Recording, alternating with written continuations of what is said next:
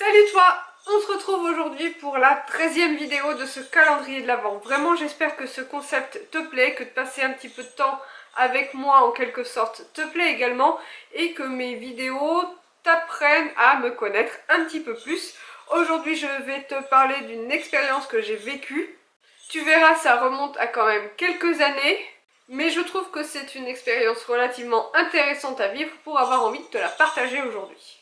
En fait, je crois que c'est quelque chose qui a grandement influencé autant mon équitation que ma vie au quotidien, puisque finalement, en y repensant, quand j'en ai parlé dans ma vidéo sur mon métier, ça m'est apparu comme une évidence, comme sujet de vidéo. Voilà, j'ai habité en Angleterre quand j'étais jeune, pendant exactement 1 an et demi, et dans cette vidéo aujourd'hui, je vais t'expliquer le pourquoi du comment, et ce que ça m'a apporté finalement. Aujourd'hui, il me semble 12 ans après. Là, je prends un petit coup de vieux encore une fois, mais c'est pas grave, je veux bien faire ça pour toi.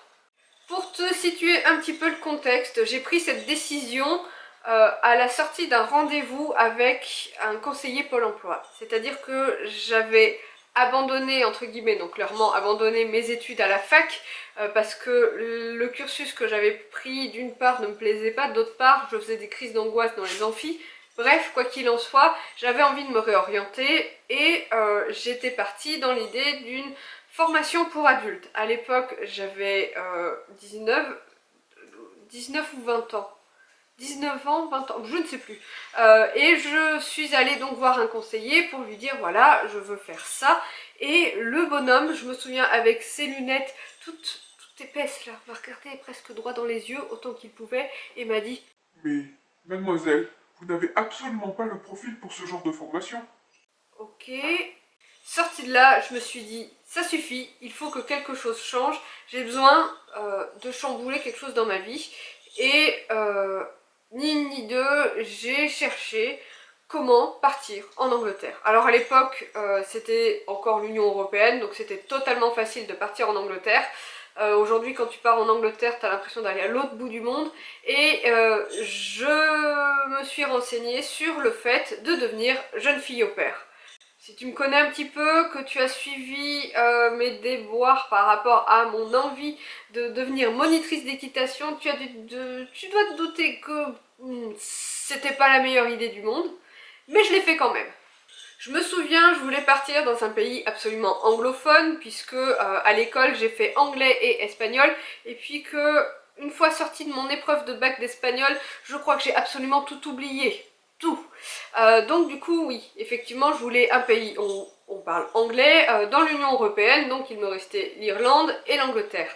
Pour choisir en fait ma famille d'accueil, je suis passée par un site qui doit probablement encore exister puisqu'il s'appelle Au Pair World et qui te permet en fait de rentrer en contact avec des familles qui cherchent des jeunes filles au pair. Alors, petite pause, jeune fille au pair c'est quoi? En gros, tu deviens nounou, entre guillemets, de machin, là, d'enfants, et en contrepartie, tu es logé et nourri par la famille chez laquelle tu vis, et en plus, tu as un petit peu d'argent de poche. Et comme c'est quelque chose qui dicte absolument toute ma vie, à l'époque, j'ai cherché absolument une famille en lien avec l'équitation. C'est-à-dire que je voulais quelqu'un qui puisse me permettre de découvrir l'équitation dans un pays étranger.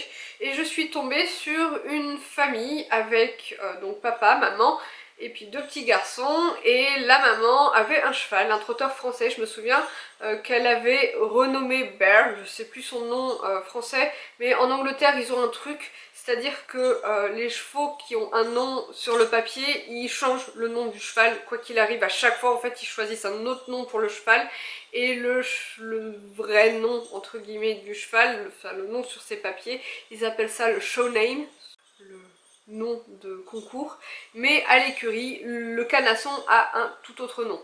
Quoi qu'il en soit, elle avait ce cheval nommé Nounours, hein, Bear, c'est ce que ça veut dire, et 2 petits garçons à l'époque, ils avaient 6 et 8 ans, et voilà, ils vivaient dans une région qui s'appelle le Hampshire, et c'est donc entre Londres et la mer en dessous, et c'était à distance à peu près égale entre Southampton et London. Voilà, donc c'était une petite ville que j'ai adorée, mais comme je la regrette cette ville, qui s'appelait Alton. Et il y avait tout, il y avait... j'adorais tellement cette ville. Et donc, en gros, j'ai pris cette décision, pas du jour au lendemain, parce que c'est quelque chose qui se prépare, mais voilà, j'ai dû avoir ce fameux rendez-vous fin... allez, mi-octobre, et fin novembre, je partais.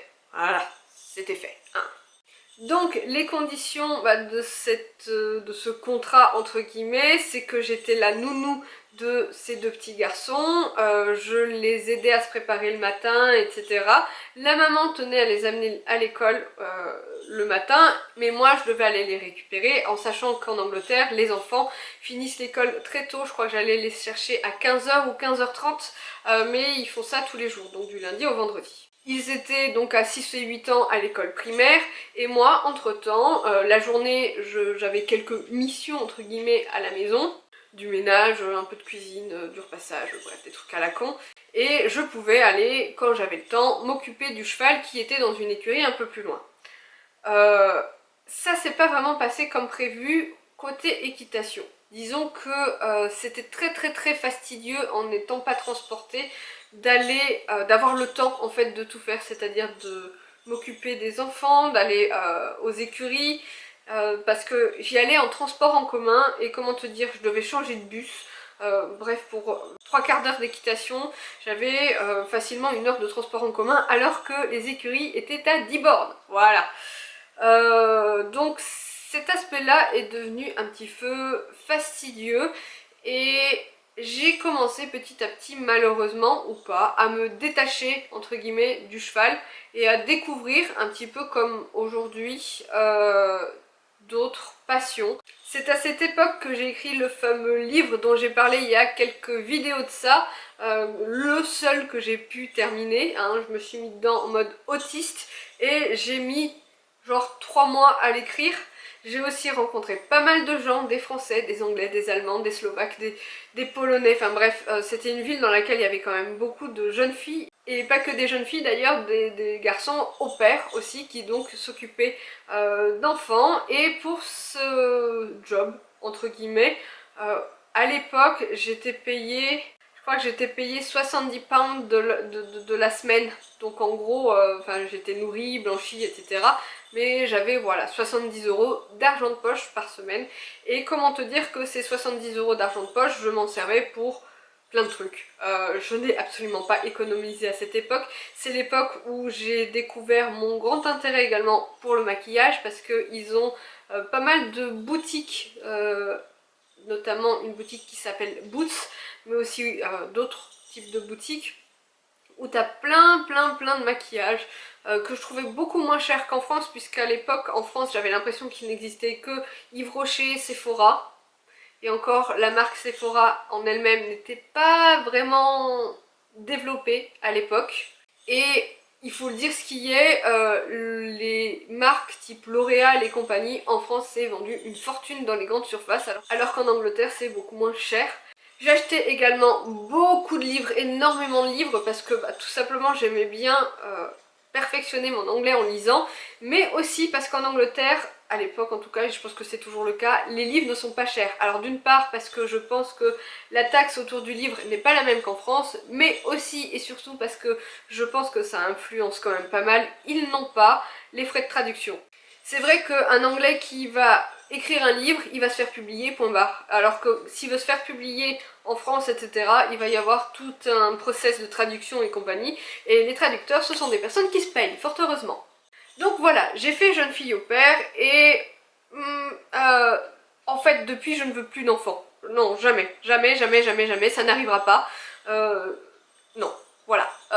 J'irai pas plus loin dans l'expérience, qui en soi n'était pas mauvaise, mais ça m'a clairement refroidi sur cette idée-là. Et tout de même, après cette fameuse expérience de jeune fille au père, j'ai voulu trouver un boulot et rester en Angleterre. C'est une chose que j'ai faite, et j'ai fini par trouver des boulots dans des écuries, notamment des écuries d'obstacles, où je faisais palefrenier, enfin groom, enfin appelle ça comme tu veux. Il y en a une dans laquelle j'ai été groom concours, c'est-à-dire que la semaine je m'occupais des chevaux, on était une équipe de 3, je m'occupais des chevaux au box, etc. Je les sortais au paddock, etc. Je faisais aussi des hack-out, des balades avec les chevaux de concours, et le week-end j'accompagnais le type, enfin le cavalier, pour faire ses concours. Donc je groomais, je montais le cheval à la détente, au pas, au trot, au galop gentiment, et pour qu'il me saute dessus après, que je récupère le cheval, etc. Et ça, j'ai fait ça pendant 2 mois, et après j'ai changé d'écurie. En fait, cet homme-là avait un contact, pas loin aussi, qui cherchait quelqu'un, tu vas rire, qui cherchait quelqu'un et qui trouvait pas, mais quelqu'un qui soit à l'aise avec les enfants. Voilà. Comment te dire? Je me suis retrouvée là un petit peu, j'ai pas trop le choix. J'y suis allée, c'est pas grave.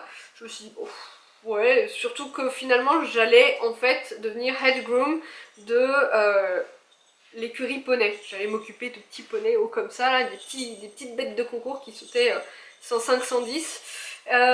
Avec les cavaliers donc qui étaient les enfants du cavalier, grand cavalier en question, enfin, du cavalier adulte en question. C'était sympa, sauf que, et c'est pour ça que je trouve quand même que cette expérience est assez importante dans mon histoire cavalière, ça m'a dégoûté du monde du cheval. Enfin non, ça m'a dégoûté de la compétition, tout simplement. Je ne vais pas citer de nom, mais le cavalier, enfin le papa cavalier en question, est un cavalier qui 2 ans plus tard a fini médaillé d'or aux Jeux Olympiques à Londres. Donc tu te doutes bien que des chevaux, il y en a eu un paquet. Quand il y avait des obstacles dans la carrière, il faisait pas 1m20, il faisait plus un bon 1m50 si tu vois ce que je veux dire. Donc ouais, il y a quand même un univers autour de ça. J'avais déjà côtoyé le monde du spectacle un petit peu par différentes expériences en France. J'ai encore une fois un certain recul sur cet univers-là, et finalement je trouve que le monde de l'obstacle en tout cas, puisque je ne connais pas tant que ça le monde du dressage, mais en tout cas le monde de l'obstacle, je trouve ça juste hallucinant. J'ai pas vu des trucs trop dégueulasses, hein, on va pas se mentir. Sauf que, et puis surtout les chevaux où j'étais avaient vraiment des conditions de vie idéales, parce qu'ils avaient ils sortaient au paddock tous les jours, à la demi-journée généralement, pour que tous puissent sortir, même les entiers. Voilà, il y avait vraiment les installations au topissime pour les chevaux, et ça c'était vraiment bien pour eux. Par contre, c'est vrai que malgré ça, le monsieur était cavalier, mais il était aussi, il travaillait les chevaux, des chevaux de commerce. Et malgré ça, il faisait des compétitions aux États-Unis, il faisait des compétitions partout en Europe. Lui, je ne le suivais pas, hein, je suivais vraiment ses enfants, mais je pouvais observer comment ça se passait donc dans l'écurie adulte. Et en fait, j'ai eu l'impression qu'à un moment donné, c'était vraiment tout pour le commerce et pour l'argent. Et en même temps, tu te dis, le mec il en vit, il vit de ses sponsors, il vit des chevaux qu'il vend, etc. C'est sûr. Mais non, c'est pas pour moi le monde de la compétition quand. Enfin, non, non. Vraiment, c'est pas une mauvaise expérience, mais c'est une expérience qui m'a fait prendre en maturité. Donc ça, c'était, on va dire, je vais appeler ça les expériences professionnelles que j'ai eues en Angleterre. En fait, ça s'est terminé tout simplement parce que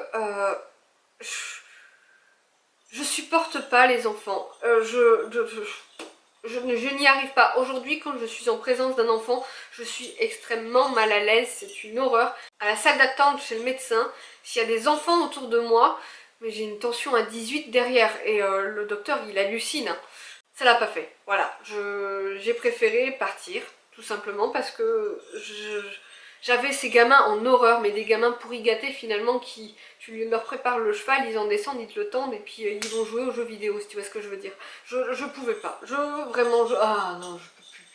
Je vais pas dire qu'ils étaient mal élevés, c'est juste que c'était une classe sociale un petit peu différente de la mienne et que moi ça aurait été mes gosses, je leur ai dit eh oh gamin, tu reviens là, tu décèles ton poney, tu t'en occupes et après on verra pour les jeux vidéo. Hein. Et puis d'abord tu fais tes devoirs. Bref. Cela dit, avec toutes ces aventures cavalières entre guillemets, j'ai pu comparer un petit peu le monde équestre UK, c'est-à-dire en Angleterre, au monde équestre français, et il y a quand même pas mal de choses différentes, notamment les pensions par exemple, et même les leçons d'équitation. D'une part, la première chose à dire, c'est que l'équitation en Angleterre était très chère. Je me rappelle à l'époque, on avait encore la TVA donc d'avant, c'est-à-dire la TVA agricole, c'est ça il me semble. Donc on payait bien moins cher l'équitation en France qu'aujourd'hui, les pensions, etc. Et en Angleterre, ça a toujours été la TVA 20%, là, bien cher. Donc déjà l'écart était assez important.